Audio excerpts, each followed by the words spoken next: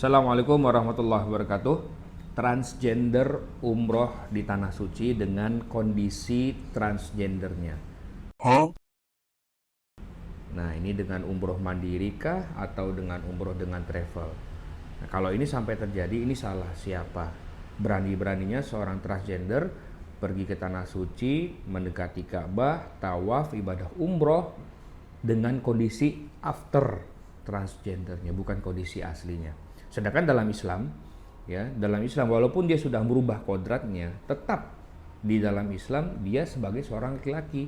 Walaupun ada sebuah hukum atau sebuah negara yang melegalkan itu sehingga mungkin mengakui kondisi setelah transgendernya, tapi menurut Islam dia tetap adalah seorang laki-laki. Akan tetapi dia berani-beraninya tawaf, ya, umroh ibadah di Masjidil Haram dengan kondisi perempuan. Ini bagi saya mau bahas, bolehkah diterimakah ibadahnya? Dia nih kok bisa lolos? Ini gimana caranya kok bisa lolos?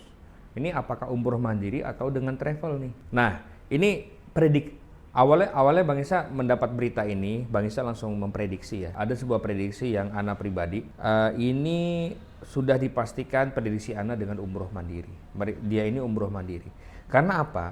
Karena kalau dia masuk imigrasi dengan kondisi seperti ini, kondisi perempuan, sedangkan di ID-nya itu masih laki-laki, tapi masuk ke imigrasi Arab Saudi dengan kondisi perempuan, mungkin di Indonesia bisa lewat, tapi kalau di Jeddah atau di Madinah ini bisa bermasalah. Ini pasti bermasalah. Nah, oke lah, anggaplah dia dengan travel, dia lolos gitu ya, lolos dari imigrasi. Tapi kan kalau dia adalah seorang laki-laki, tapi kan nanti dia mau sekamar dengan siapa? Ya kalau dia dengan travel pasti dia ada teman kamarnya. Nah kalau teman kamarnya laki-laki, ya terus tiba-tiba dia keluar hotel dengan kondisi perempuan, itu pasti geger udah ya. Pasti geger. Dan banyak yang komen di sosial media Ana yang di sebelah ya. Wah, ini travel A yang ini travel A yang mengeluarkan visanya. Ini umroh dengan travel A. Ini Bang Isa mau kasih tahu ya, ini umroh mandiri. Jadi dia hanya pesan visa dengan sebuah travel. Dan menurut Ana, travelnya nggak bisa disalahkan. Nggak bisa disalahkan travelnya. Karena apa? Karena muamalah, kalau kita muamalah visa ya, travel itu hanya menjembatani sebagai perwakilan dari muasasah. Tetap yang mengeluarkan visanya adalah muasasah. Ya contoh kalian pesan visa nih, kalian pesan visa, kirim foto KTP, foto KK, foto paspor, dan tiket PP, travel kasih datanya ke muasasah. Yang mengeluarkannya, yang berhak mengeluarkannya adalah muasasah. Travel tetap nggak bisa. Nah jadi ini murni bukan salah travel. Kalau travel yang nggak tahu bakal seperti ini murni bukan salah travel. Ana bukan membela travel, tapi memang teknisnya seperti itu. Karena kalau dia umroh mandiri, misalnya kalian umroh mandiri, ya, terus misalnya ada jamaah umroh mandiri, terus di sananya nanti misalnya nggak sholat, atau di sananya berbuat onar, atau di sananya mohon maaf nih misalnya mencuri atau berbuat maksiat, itu yang ngeluarin visa berlepas tangan, atau travelnya ya nggak akan dipertanggungjawabkan. Karena itu udah urusan masing-masing. Kecuali si jamaah ini memang dari awal sampai akhir ikut travel gitu, ikut grup reguler seperti itu. Dan ini terbukti di video yang Ana lihat, si transgender ini memakai mobil taksi. Kalau dengan travel kan biasanya pakai bus, ada tour leadernya, ada mutoifnya, tapi ini transgendernya pakai taksi. Jadi ini udah dipastikan umroh mandiri, dan Ana tidak menghujat umroh mandiri ya. Ana tidak menyalahkan umroh mandiri, ini kan oknum. Ya, ini kan oknum. Karena umroh mandiri, bebas sendiri, ya sendiri, masuk ke Masjidil Haram.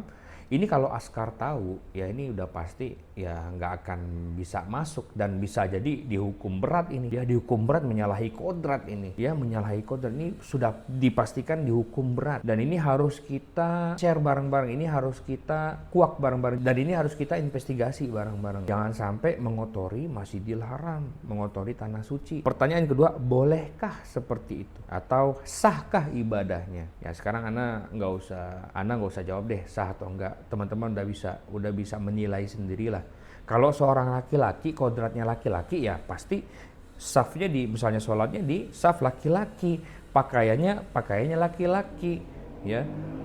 Sedangkan ini kan pakai baju perempuan, kan kita nggak boleh pakai baju lawan jenis, nggak boleh. Perempuan tidak boleh menyerupai laki-laki, laki-laki juga tidak boleh menyerupai perempuan. Sah atau tidaknya ya teman-teman pikir sendirilah dengan rasional, nggak usah pakai dalil lah, dengan akal logika aja.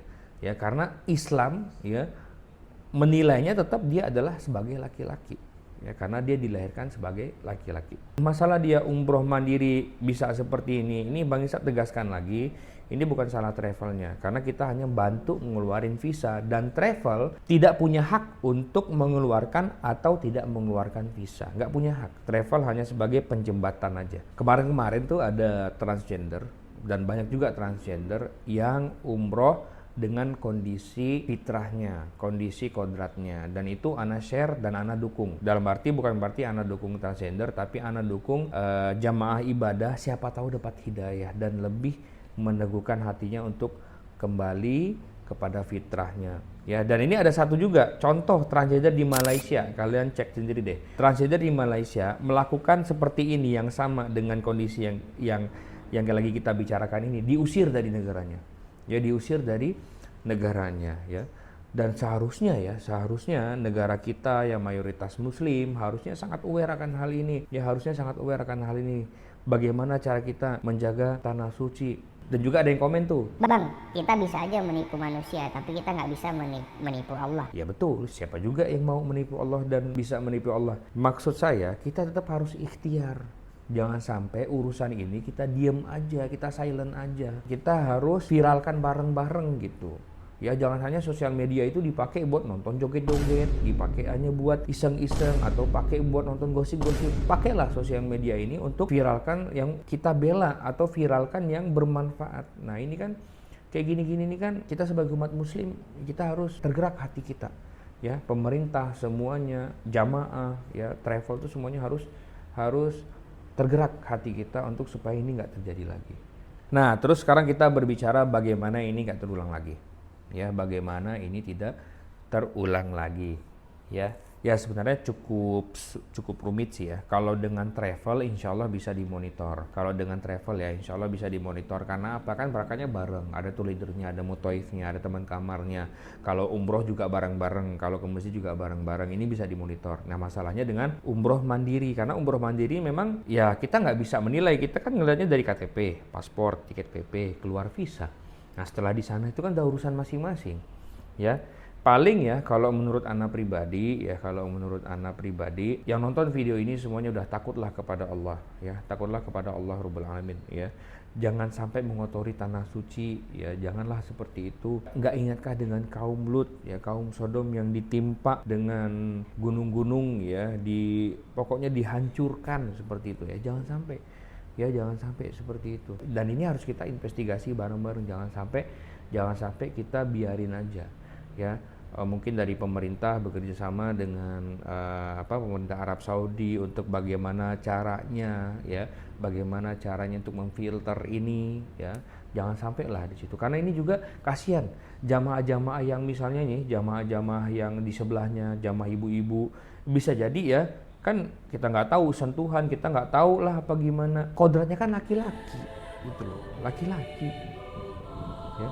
Dan juga anak pribadi ngeliatnya kayak seneng gitu orang ini, kayak seneng, tawafnya seneng, semuanya ibadahnya seneng, terus publish seperti itu, kayaknya emang sengaja mau memperlihatkan itu. Nah, kita umat muslim gimana ya, marah nggak sih kita digituin gitu ya, seperti memperlihatkan ini gue nih udah bisa masuk nih, ini gue nih lihat nih gitu kan, ini gue lagi penampilan seperti ini. Marah nggak sih kita? Ya anak pribadi ya cukup marah, nggak suka gitu seperti itu. Ya cuman apa yang bisa kita lakukan ya, kecuali kita lakukan apa yang kita bisa, dan kita ya berdoa kepada Allah ya jangan sampai ini terjadi lagi. Dan juga bagi pemerintah atau semuanya pihak-pihak yang bisa membantu memfilter ini ya, semoga bisa berpikir dan mencari cara bagaimana caranya ini nggak terjadi. Oke lah teman-teman, mungkin itu aja yang mau Bang Isa bahas. Gimana pendapat kalian dengan kondisi transgender ini, atau kalian punya solusi ke depannya seperti apa, atau kalian mau bahas tentang apa lagi mengenai umroh ya, bahas tuntas ya, kalian bisa komen ya.